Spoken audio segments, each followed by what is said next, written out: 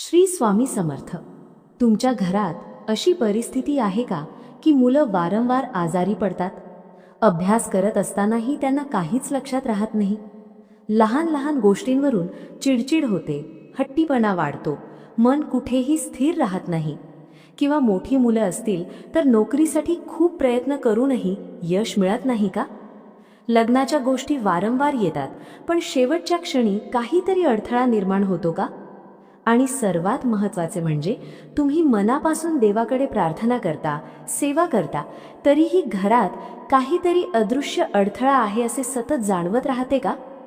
जर तुमच्या मनात असे प्रश्न निर्माण होत असतील तर आजचा हा व्हिडिओ तुमच्यासाठी खूप महत्त्वाचा ठरणार आहे.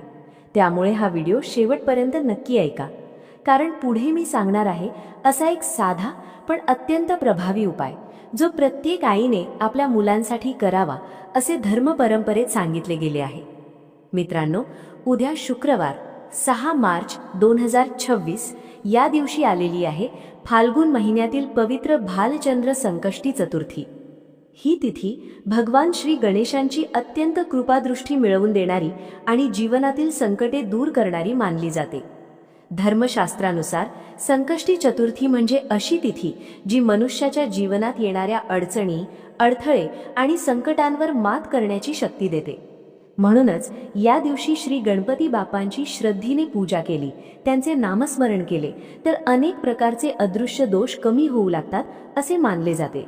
विशेष म्हणजे भालचंद्र संकष्टी चतुर्थी ही गणपतीच्या अत्यंत शुभ रूपाशी संबंधित मानली जाते. या दिवशी विघ्नहर्ता गणपतीचे स्मरण केल्यास बुद्धीची वाढ होते, घरातील नकारात्मकता कमी होते आणि जीवनातील अडथळे हळूहळू दूर होऊ लागतात असे धार्मिक मान्यता सांगते. म्हणूनच अनेक कुटुंबांमध्ये या दिवशी विशेष पूजा, व्रत आणि उपाय केले जातात. काही जण उपवास करतात, काही जण जप करतात, तर काही जण गणपती बाप्पांच्या चरणी विशेष सेवा अर्पण करतात. पण आज मी तुम्हाला जो उपाय सांगणार आहे त्याची खास गोष्ट अशी आहे की हा उपाय खूप सोपा आहे आणि तो उपवास न करता देखील करता येतो.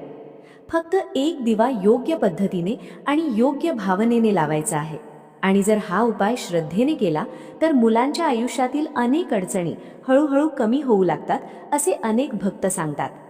मुलांवर वारंवार नजर दोष लागणे, अभ्यासात मन न लागणे, एकाग्रता कमी असणे, नोकरी मिळण्यात अडथळे येणे, विवाहाच्या गोष्टी जुळून न येणे, अशा अनेक समस्यांवर हा उपाय अत्यंत उपयुक्त मानला जातो. पण इथे एक गोष्ट खूप महत्त्वाची आहे. हा दिवा फक्त लावायचा नाही तर योग्य ठिकाणी, योग्य वेळी आणि योग्य पद्धतीने लावणे आवश्यक आहे. कारण अनेक जण इथे चूक करतात आणि मग म्हणतात की उपाय करूनही काही फरक पडला नाही. म्हणूनच या व्हिडिओमध्ये मी तुम्हाला अगदी सविस्तर सांगणार आहे हा दिवा नेमका कुठे लावायचा, दिव्यामध्ये कोणकोणत्या गोष्टी टाकायच्या, तो कोणत्या वेळेत लावणे सर्वात शुभ असते आणि हा उपाय किती दिवस करायचा. म्हणून व्हिडिओ शेवटपर्यंत नक्की पहा, कारण शेवटी मी एक अशी महत्त्वाची गोष्ट सांगणार आहे जी बहुतांश लोकांना माहीत नसते आणि तीच या उपायाचे खरे रहस्य आहे. आता सर्वप्रथम आपण जाणून घेऊया हा दिवा नेमक्या कोणत्या वेळेत लावणे सर्वात शुभ मानले जाते. आता सर्वात आधी आपण जाणून घेऊया की हा उपाय कोणत्या वेळेत करणे सर्वात शुभ मानले जाते. कारण धार्मिक परंपरेनुसार काही विशिष्ट वेळा अशा असतात ज्यावेळी केलेली प्रार्थना आणि सेवा अधिक प्रभावी ठरते. उद्या भालचंद्र संकष्टी चतुर्थीच्या दिवशी तुम्ही हा दिवा 2 वेळांपैकी कोणत्याही एका वेळेत लावू शकता.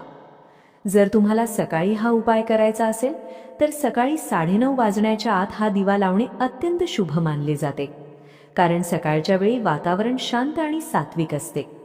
यावेळी केलेली प्रार्थना मनापासून होते आणि देवतांचे स्मरण सहजपणे करता येते.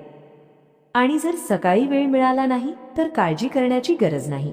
अशा वेळी तुम्ही सायंकाळी 6 वाजल्यापासून रात्री 9:30 वाजेपर्यंत कोणत्याही वेळेत हा उपाय करू शकता. धार्मिक मान्यतेनुसार संध्याकाळचा हा काळ अत्यंत पवित्र मानला जातो. या वेळेत वातावरणात सकारात्मक ऊर्जा अधिक सक्रिय असते असे मानले जाते. त्यामुळे या वेळेत गणपती बाप्पांची पूजा आणि दिवा लावणे विशेष फलदायी ठरते. मित्रांनो, संकष्टी चतुर्थीचे व्रत आणि सेवा विशेषतः मुलांच्या कल्याणासाठी अत्यंत महत्त्वाची मानली जाते. धर्मग्रंथांमध्ये असे सांगितले आहे की आईने आपल्या मुलांसाठी केलेली प्रार्थना आणि सेवा देव लवकर स्वीकारतात. आईच्या मनातील भावना अत्यंत पवित्र आणि निस्वार्थ असतात. म्हणूनच आईने आपल्या मुलांच्या सुखासाठी, आरोग्यासाठी आणि उज्ज्वल भविष्यासाठी केलेली प्रार्थना अनेक पटींनी फलदायी ठरते असे मानले जाते. इतकेच नाही तर या दिवशी केलेल्या सेवेने घरातील सौख्य, शांतता आणि समृद्धी देखील वाढते असे सांगितले जाते. पतीच्या कार्यात प्रगती व्हावी, कुटुंबात आनंद राहावा आणि घरात सकारात्मक वातावरण निर्माण व्हावे यासाठीही अनेक स्त्रिया या दिवशी श्रद्धेने सेवा करतात. कारण श्री गणपती बाप्पा हे विघ्नहर्ता आहेत. ते जीवनातील अडथळे दूर करणारे, बुद्धी देणारे आणि यशाकडे नेणारे देव मानले जातात. त्यामुळे त्यांच्या चरणी केलेली छोटीशी सेवा देखील मोठे बदल घडवू शकते. आता आपण या उपायाची संपूर्ण पद्धत एकदम सोप्या भाषेत समजून घेऊया. उद्या सकाळी शक्यतो लवकर उठा.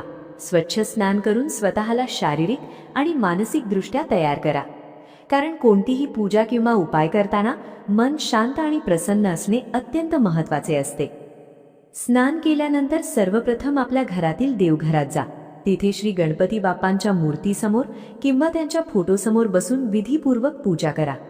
गणपती बाप्पांना दुर्वा अर्पण करा, कारण दुर्वा हे गणपती बाप्पांना अत्यंत प्रिय मानले जातात. त्यानंतर शक्य असल्यास लाल रंगाचे फूल, विशेषतः जास्वंदाचे फूल अर्पण करा. लाल रंग हा गणपती बाप्पांचा अत्यंत आवडता रंग मानला जातो. यानंतर बाप्पांना गूळ आणि खोबऱ्याचा नैवेद्य दाखवा. हा नैवेद्य अतिशय साधा असला तरी अत्यंत शुभ मानला जातो. त्यानंतर मनापासून गणपती बाप्पांची आरती करा. पूजा करताना एक गोष्ट नेहमी लक्षात ठेवा. या सेवेचा उद्देश फक्त पूजा करणे नाही, तर आपल्या मुलांच्या कल्याणासाठी प्रार्थना करणे आहे. म्हणून पूजा करताना मनात एकच भावना ठेवा, हे गणपती बाप्पा, माझ्या मुलांच्या आयुष्यातील सर्व अडथळे दूर करा. त्यांना चांगली बुद्धी, आरोग्य आणि उज्ज्वल भविष्य द्या. जेव्हा ही पूजा पूर्ण होईल त्यानंतर आपण या उपायातील सर्वात महत्त्वाचा भाग सुरू करणार आहोत, म्हणजेच तो विशेष दिवा लावण्याची प्रक्रिया. पण हा दिवा साधा दिवा नाही.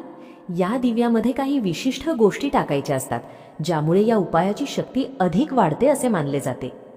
आता आपण या उपायातील सर्वात महत्त्वाचा भाग समजून घेणार आहोत. कारण अनेक वेळा लोक उत्साहाने उपाय करायला सुरुवात करतात, पण पद्धतीमध्ये छोटीशी चूक होते आणि मग त्यांना वाटते की उपायाचा परिणाम दिसला नाही. म्हणून हा भाग नीट लक्ष देऊ नका. पूजा पूर्ण झाल्यानंतर तुम्हाला हा विशेष दिवा तयार करायचा आहे. सर्वप्रथम एक मातीचा दिवा घ्या. हा दिवा तुटलेला, फुटलेला किंवा खराब नसावा. शक्यतो नवीन किंवा स्वच्छ आणि पूर्ण असलेला दिवा असावा.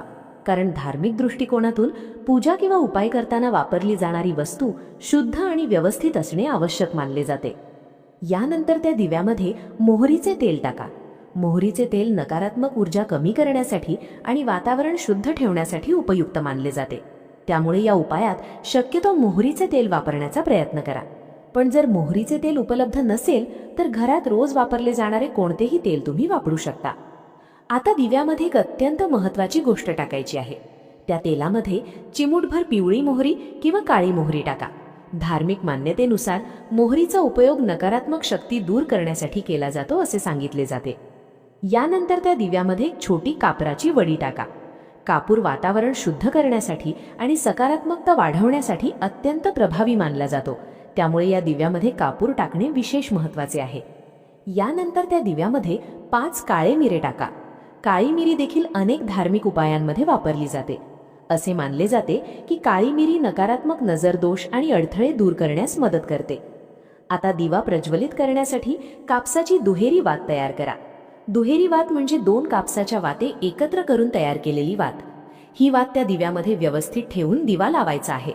आता पुढचा टप्पा देखील खूप महत्त्वाचा आहे. एक स्वच्छ ताट किंवा प्लेट घ्या. त्या ताटामध्ये थोडेसे तांदूळ पसरावा. तांदूळ हे समृद्धी आणि शुभत्वाचे प्रतीक मानले जातात.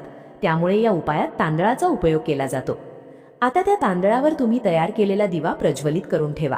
हा दिवा तुम्हाला आपल्या देवघरात श्री गणपती बाप्पांच्या मूर्तीसमोर किंवा फोटोसमोर ठेवायचा आहे. दिवा ठेवल्यानंतर त्या दिव्यालाही थोडे हळद, कुंकू आणि अक्षता अर्पण करा.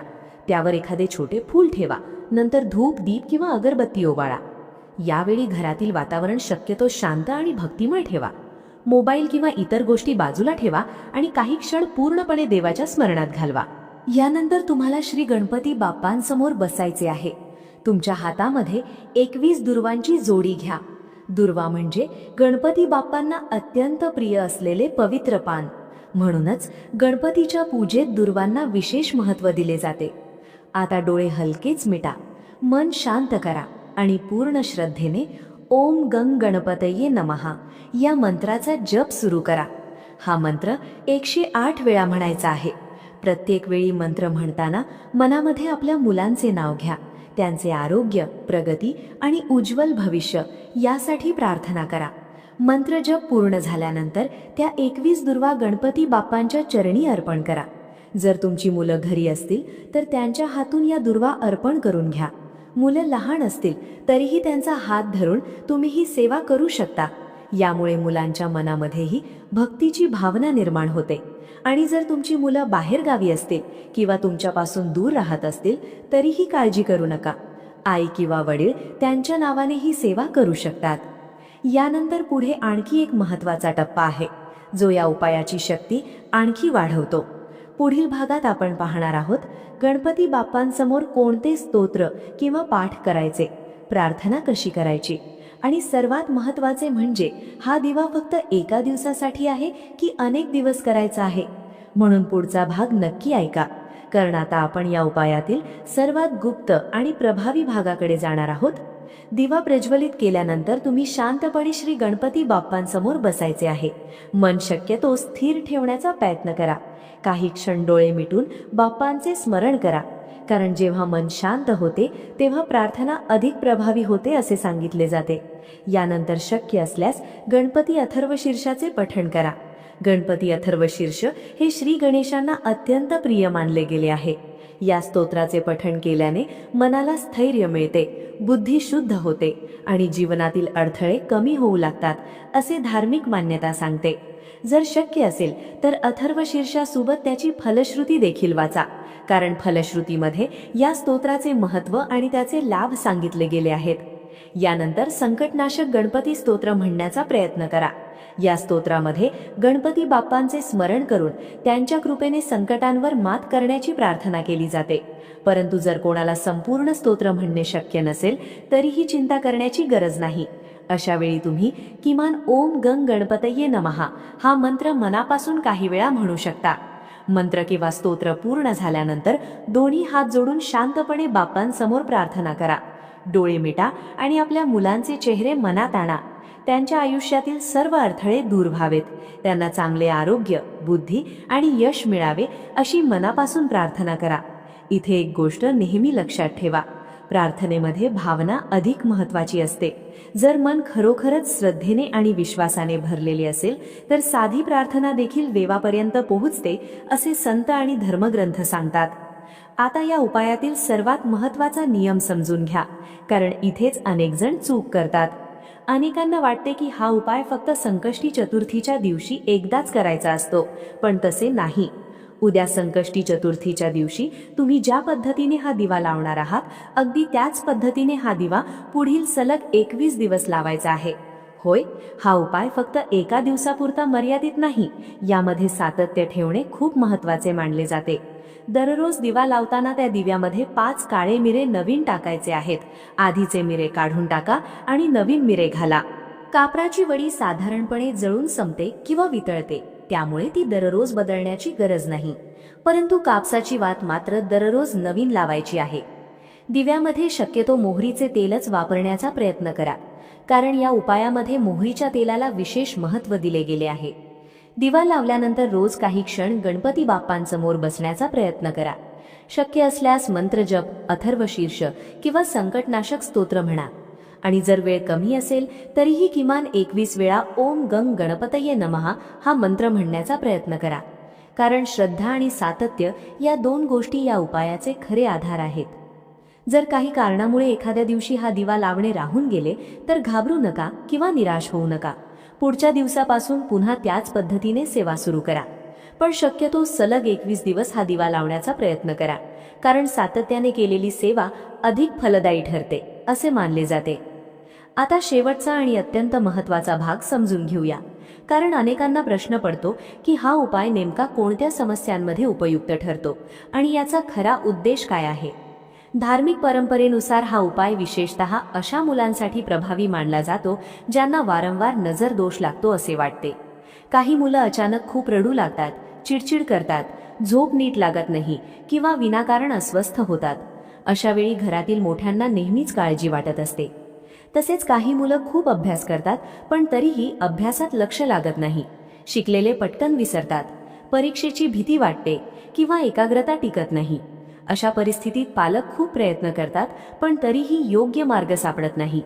अशा वेळी श्रद्धेने केलेली ही छोटीशी सेवा मुलांच्या मनामध्ये सकारात्मकता वाढवण्यास मदत करते असे मानले जाते। घरात मोठी मुलं असतील आणि ते नोकरीसाठी प्रयत्न करत असतील पण वारंवार अपयश येत असेल, मुलाखती होतात पण शेवटच्या क्षणी काम होत नसेल, तर अशा वेळी देखील हा उपाय श्रद्धेने केला जातो। तसेच अनेक कुटुंबांमध्ये विवाह जुळण्यात अडथळे येत असतात, योग्य स्थळ येते पण काही कारणाने गोष्ट पुढे जात नाही। अशा परिस्थितीतही अनेक भक्तगण गणपती बाप्पांची ही सेवा करतात। मित्रांनो, या सेवेचा खरा उद्देश एकच आहे, मुलांच्या आयुष्यातील अदृश्य अडथळे दूर व्हावेत आणि त्यांच्या जीवनाचा मार्ग मोकळा व्हावा। अनेक वेळा आपल्या आयुष्यात समस्या येतात पण त्यामागचे कारण आपल्याला समजत नाही। आपण प्रयत्न करतो, मेहनत करतो, प्रार्थना करतो पण तरीही काहीतरी अडथळा असल्यासारखे वाटत राहते। अशा वेळी श्रद्धा आणि विश्वासाने केलेली सेवा मनाला आधार देते आणि सकारात्मक बदल घडवण्याची प्रेरणा देते। जर तुमची मुलं मोठी असतील तर शक्य असल्यास त्यांनाही या सेवेबद्दल सांगा, त्यांच्या हातूनही गणपती बाप्पांना नमस्कार करून घ्या। यामुळे त्यांच्या मनात भक्ती, शिस्त आणि सकारात्मक विचार वाढण्यास मदत होते। आणि जर मुलं लहान असतील तर आईने मनापासून केलेली ही सेवा देखील तेवढीच फलदायी मानली जाते, कारण आईच्या प्रार्थनेत निस्वार्थ प्रेम आणि आशीर्वाद असतो। इथे पुन्हा एकदा लक्षात ठेवा, या उपायात सर्वात महत्त्वाची गोष्ट म्हणजे श्रद्धा आणि सातत्य। उपाय किती मोठा आहे यापेक्षा तो किती विश्वासाने केला जातो हे अधिक महत्त्वाचे असते। मन शुद्ध असेल, भावना प्रामाणिक असतील तर छोटीशी सेवा देखील मोठे परिणाम देऊ शकते असे संतांनी सांगितले आहे। अनेक भक्तांनी या सेवेचा अनुभव घेतला आहे आणि त्यांना सकारात्मक बदल जाणवले आहेत असे ते सांगतात। त्यामुळे प्रत्येक आईने आपल्या मुलांच्या सुखासाठी आणि प्रगतीसाठी हा उपाय श्रद्धेने करावा। जर तुम्हाला हा व्हिडिओ उपयोगी वाटला असेल तर व्हिडिओला लाईक करा आणि ही माहिती आपल्या नातेवाईक, मित्र आणि परिवारातील लोकांसोबत नक्की शेअर करा, जेणेकरून अधिकाधिक लोकांना या सेवेचा लाभ मिळू शकेल। आपल्या चॅनलवर आपण अशाच प्रकारचे धार्मिक उपाय, व्रत माहिती आणि भक्तिपूर्ण मार्गदर्शन नियमितपणे पाहत असतो। त्यामुळे चॅनलला सबस्क्राईब करून बेल आयकॉन नक्की दाबा। चला पुन्हा भेटूया अशाच एका नवीन आणि माहितीपूर्ण व्हिडिओमध्ये।